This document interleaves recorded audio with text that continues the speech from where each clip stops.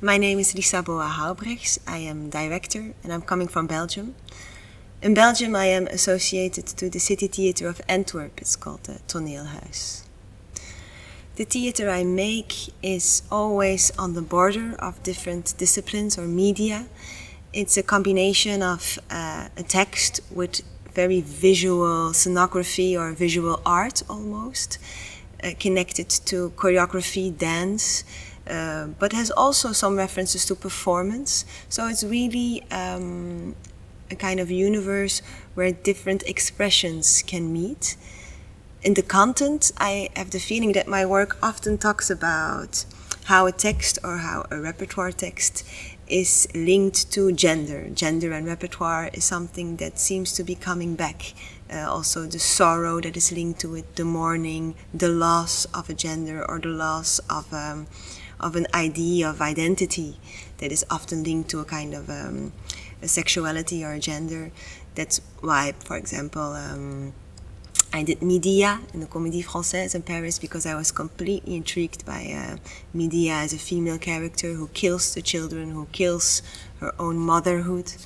I also staged a play of Pieter Bruegel, but through the eyes of one of his characters who is seen as a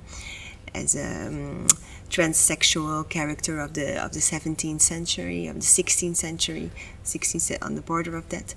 So in my work I often try to light a perspective of an inner struggle with gender, sexuality in a universe that tries to touch on all different kind of media and expressions.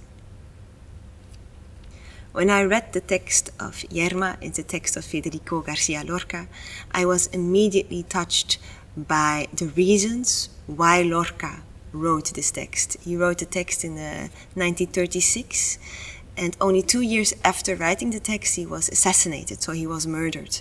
And I have the feeling that with this text, with this Yerma, he is touching upon some topics or thematics that might be quite controversial in a time, at that time, just before the Spanish Revolution, at the time of the Spanish Revolution, that there was an important thing that he tried to express with the character of Yerma that was quite extraordinary for the literature in that time. Yerma talks about a woman, Yerma means infertile earth, about a woman who desperately wants to have children. But her husband is unable to give her the children. We talk about male infertility.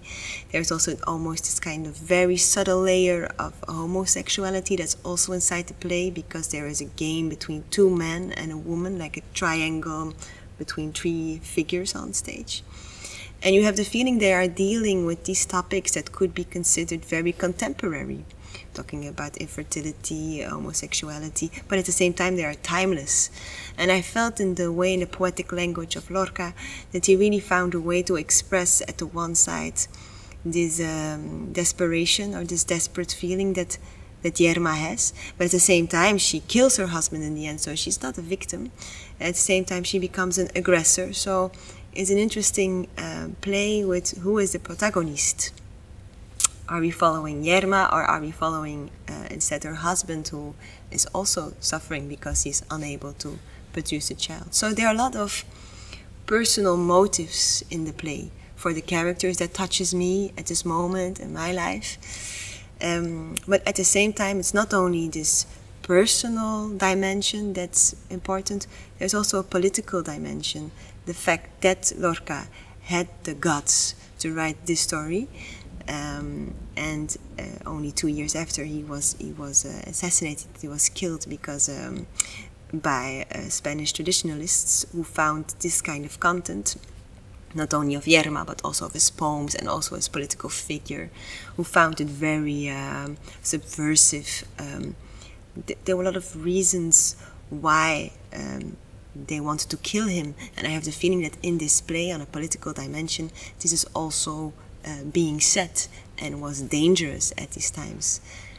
And I find it interesting in today's societies, with all our talks of today, that this content talks about something of that time, completely connected to the now. and very happy to stage it in this beautiful theater.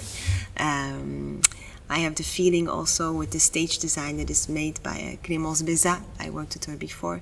We are creating a kind of big space of a circle that can turn around itself, and it's a circle that will change the color, and the characters are trapped in a kind of liquid circle of different colors that is changing throughout the play to go more and more into a kind of depression that leads to the killing and a kind of liberation that might come from that.